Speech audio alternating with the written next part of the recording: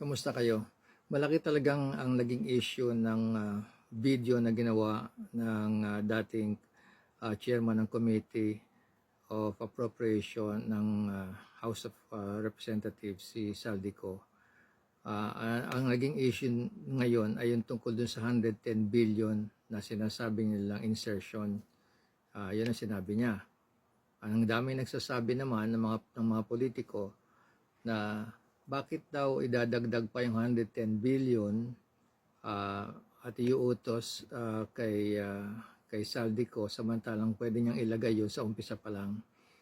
Sasabihin ko lang sa inyo na lang ang process ng tinatawag na paggawa ng budget. Pinag-usapan ko na natin yan sa dati kong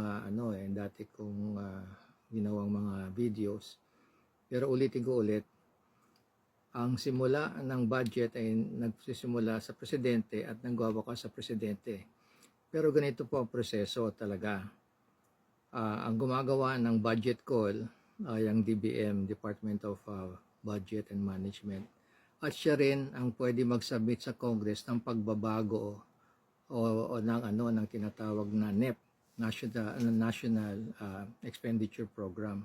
Yung National Expenditure Program, yun ang kinakailangan ng ating Pangulo para magawa ang mga project na kailangan para mapaunlad ang ating bansa. Yun ang normal. Huwag na natin pag-usapan kung anong gagawin ng presidente. Basta ang normal na gagawin ng presidente ay siguraduhin na ang pera na gagamitin para sa kaunlaran ng bansa at ng mga tao nandoon sa sinasabing NEP, National Expenditure Program. Pag sinubmit yan, ibig sabihin ng presidente, kailangan ko yan, may mga programs ako na gusto kong magawa para sa mga tao at para sa kaunlaran ng ating bansa. Yan ay sinasabi sa DBM, siyempre secretary. Ang DBM, ang trabaho niya ay makuha ang mga pangangailangang budget ng bawat departamento under the Office of the President. Ginagawa yan every January. Pagdating ng June, dapat yan kompleto na. At gumagawa ang DBM ng NEP na sinasubmit ngayon sa Congress.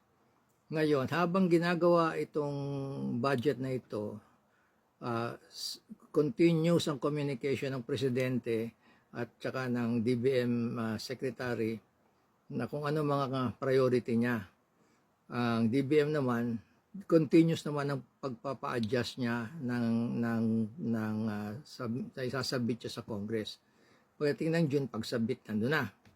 Okay, nagkakataon na pag na-submit na ang budget sa Congress, may magbabago sa program ng Pangulo na sabihin, teka muna, may bagong development, mayroong biglang lumabas na nagbago ang sitwasyon natin, pwede bang gawin mo ito? Sabihin sa DBM, ito ang kailangan ng ibang mga departamento, bawasan ng ibang departamento, idagdag sa ibang departamento. Ang DBM naman, susunod. Ang gagawin niya, magsasubmit siya ngayon sa Congress na tinatawag na errata, yung pagpapapalit ng programa na sasabihin niya ang presidente may priority na i-develop itong particular o ibang mga departamento at pwede bang i-adjust ninyo? Yung adjustment ay natatawag doon. Sa Congress, ang tawag nila ay amendment. Hindi ko nga alam na invento yung insertion na yan. Actually, amendment ang tawag doon. Pagbabago ng sinubmit na budget. Now, ang budget na binigay ng presidente under NEP na pinirmahan niya na sinubmit sa Congress, hindi pwedeng madagdagan, hindi pwedeng mabago. Kung sabihin niya, 1 billion lang, 1 billion.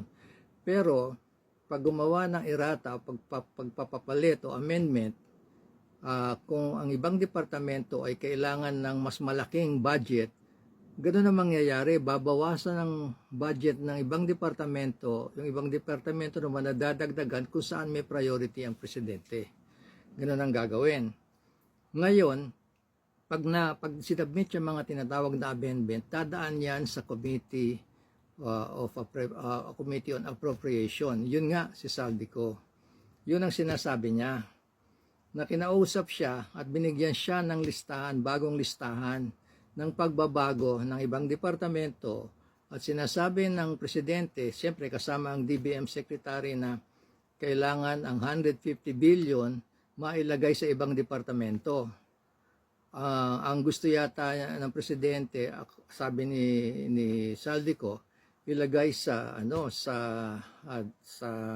DPWH, sa Public Works. Nung nakita naman ng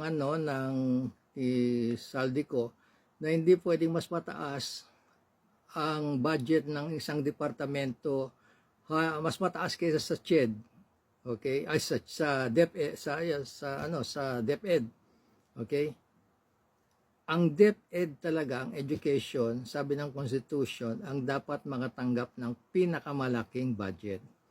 Nung hindi raw pwede yon, ang sinasabi ni Saldico, nagsuggest siya na 50 billion na lang doon sa kalahati, okay, ilagay na lang sa DepEd, at yung kalahati ilagay na lang doon sa unappropriated program. Ibig sabihin, yun ang gagamitin na pera usually ng Pangulo sa mga emergencies. Yun ang sinasabi niya. Okay? Now, hindi natin alam kung sasabihin natin na ninakaw yung pera na yun. Kasi amendment yun eh. Iba yung pagbibigay ng pera sa departamento at ang paggamit naman ng pera pag napunta na yon sa departamento. Yun ang hindi natin alam, yun ang iniimbestigahan. Pero ang dapat nating intindihin, yung proseso ng budget, yung tinatawag na executive budget process, tama naman ang sinabi ni Saldico na kasama yung mga tao na yun pagkakailangan ng amendment o pagbabago. Hindi lang ako gumagamit kasi ng insertion kasi ang pangit pakinggan o isipin na siningit. Hindi siningit yun. Sila lang gumamit nun eh. Ang ibig sabihin nun, may pagbabago lang. Kasi tandaan ninyo, yung budget na yan, pag nanggaling sa presidente, proposal yun. Ang mag-a-approve lang talaga niyan ay ang Congress, at saka ang Congress, pag sinabi natin, ay ang House of Representatives at saka ang Senado. Kaya meron silang tinatawag na bicameral. Ibig sabihin, sinabi ko na nung nakarang video na pagsasamahin ang resulta ng budget hearing ng Congress, House of Congress, tsaka ng Senado, at yun bubuin nila ang tinatawag na GAA. Okay? Pero habang ginagawa yun, ang tawag pa lang doon ay GAB. Okay? Government Appropriations Bill. Pagka pinirma ng presidente yun, yun ang nagiging batas na yun. Isasubmit kasi kung ano yung resulta ng usapan o discussion o resolution or approval ng House of Representatives at saka ng Senate, yung nabibigay sa presidente para isulat at pirmahan at mag-implement. Doon sana tayo magkaintindihan. Okay? Huwag tayo mag-away-away. Intindihin natin ang proseso. Okay, maraming salamat mga kababayan. May God bless the Philippines. God bless the Filipinos. God bless the legislators. And God bless especially the children. Maraming salamat po.